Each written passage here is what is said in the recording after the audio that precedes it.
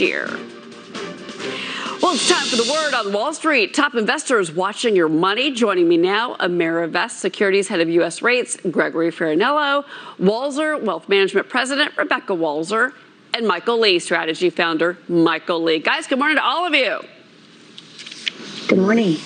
Good morning. Right. Mike Lee, how excited are you? We're going for earnings, but you know what? There's a lot out there to think about. First, you've got futures mixed, obviously. Tech-heavy NASDAQ is higher. You had, obviously a big week on Friday. So the first half of the year has been incredible for the markets, Mike. But now we're going into earnings season. Valuations are through the roof. The expectations are incredibly high for the banks, for a lot of the companies. I've been pouring through the numbers already. And then you've also got the fact that these CEOs are going to have to tell investors how they're going to keep growing, how they're going to keep making money. I think there's a lot of pressure on these companies this round.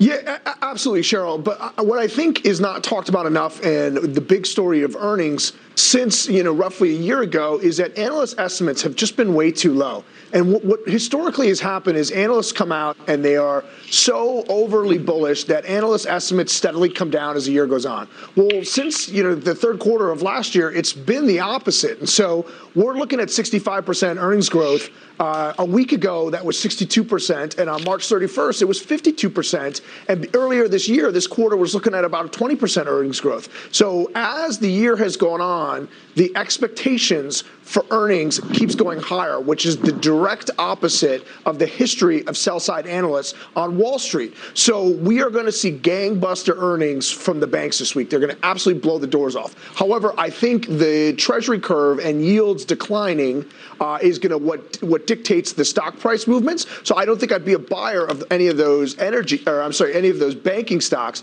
But I do think we're going to see some absolutely blowout numbers from them. What I'm looking at closely is the guidance for the third quarter and the fourth quarter. I expect to see both of those numbers up. So as we sit here and talk about this a month from now, estimates for the third quarter and the fourth quarter will be materially higher.